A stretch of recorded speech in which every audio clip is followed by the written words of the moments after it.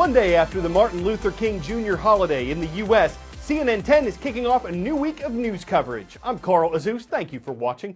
For many people in America, yesterday was a day off school or work. The holiday became official on the third Monday of January in 1986, after President Ronald Reagan had signed it into law more than 2 years earlier.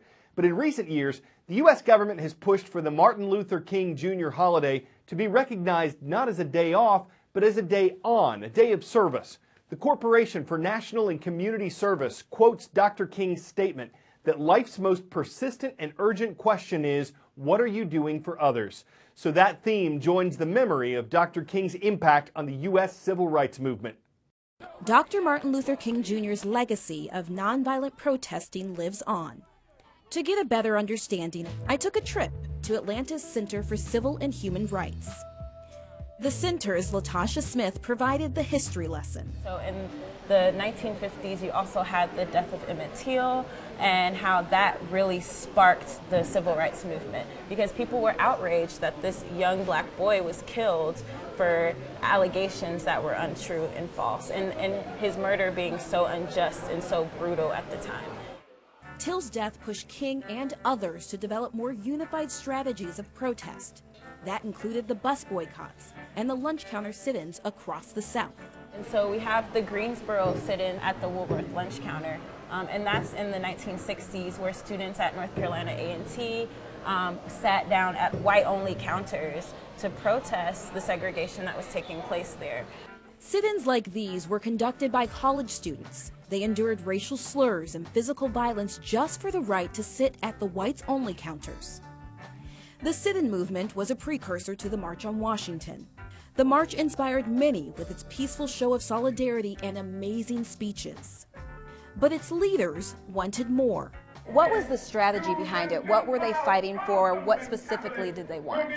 So the March on Washington was all about jobs and freedom and equality. And what a lot of people don't know is that there were a set of 10 demands that were created and that were drafted up that the protesters wanted to achieve. Though much has been accomplished since the march, at the time, opposition to change persisted, and so did violence. The Birmingham church bombing, Bloody Sunday, Martin Luther King was shot and was killed tonight, remember? And the murder of the movement's leader set the country on fire. The nation of China is reportedly planning to spend more than $2.5 billion this year to fight air pollution in its capital city, Beijing. Last month, it was under a red alert, China's strongest warning about air pollution. To reduce it, the Chinese government's planning to remove thousands of older, higher polluting cars from the road, to reduce the emissions from factories, and to replace coal with clean energy. There are steps that people who live in Beijing can take to clean the air at home, but in a city where the average salary is under $17,000 per year, this won't be an option for most people. Before I came to Beijing, I would never imagine that my routine will so close to carefully measure the pollution around every corner of life. To improve a place for pollution, there's a few things to consider. The level of PM 2.5 to make sure the level is low. But on the other side, if you seal very well your house, levels of CO2 will start to go really, really, really high.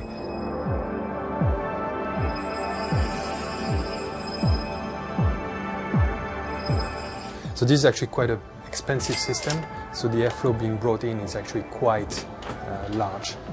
Fresh air is taken from here, it goes into the pipes, into every single room, so you've got one pipe going here, you've got the other pipes going there to serve every single room into this apartment. But you still need to have this kind of standalone equipment, air purifying machines, usually one per room, in order to really make sure to finalize the cleaning of the air.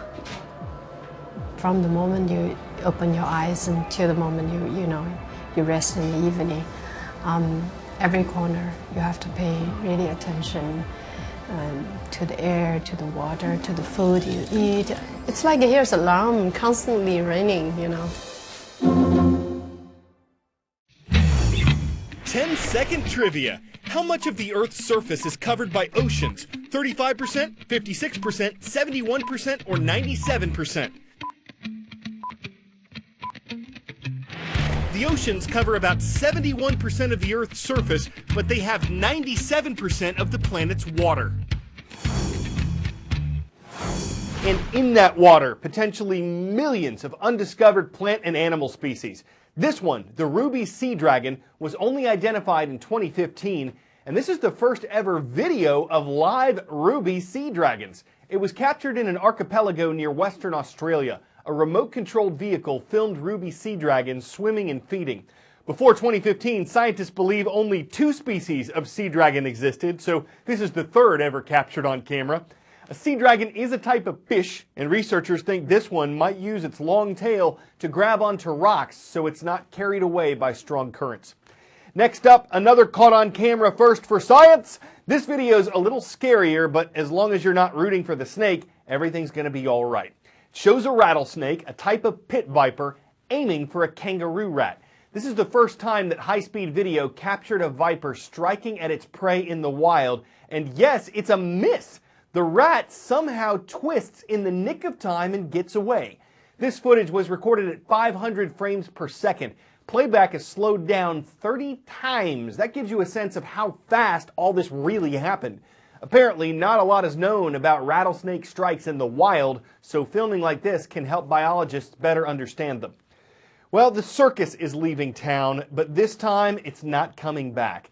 At least, it's not as far as the Ringling Brothers and Barnum and Bailey Circus goes. It's been operating in the U.S. for 146 years, and millions of people went to the circus each year in recent times. But the numbers and the ticket sales they brought were shrinking, and the company that operates the circus recently announced that its last performances ever would be this May. It's the end of the road for the greatest show on earth. In just 4 months, the curtain falls on the one and only Ringling Brothers Barnum and Bailey Circus, an iconic road show that defined the circus experience for generations of children.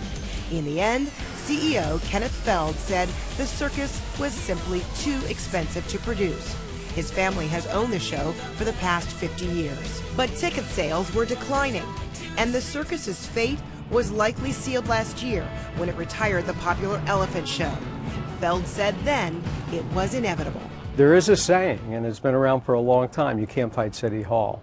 And we found that to be the case in this situation.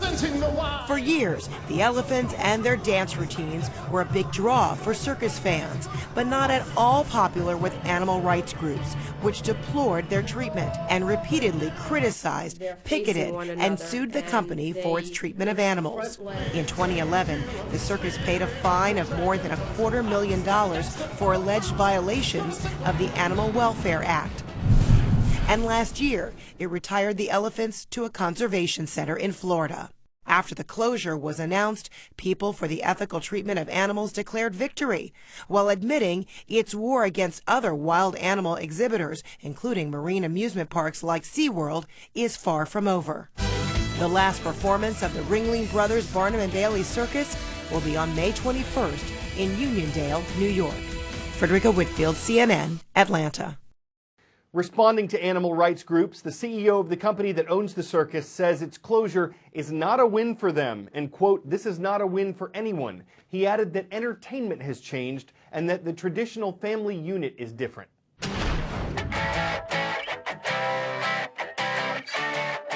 Some people struggle to balance a book or maybe some fruit on their heads. Earning a perfect 10 out of 10 today, this guy makes it look easy to balance another person on his head. But it's not just the balancing here, it's the Guinness World Records set when 2 Vietnamese circus performers and brothers went head-to-head and ascended the 90 stairs of St. Mary's Cathedral in Girona, Spain. They did it in 52 seconds. So when 2 athletes put their heads together, it's possible for them both to win a staring contest. And whether you call that head over heels or head under heels, it invited a lot of stares when they headed upstairs and stared headlong into a new world record. I'm Carl Azuz for CNN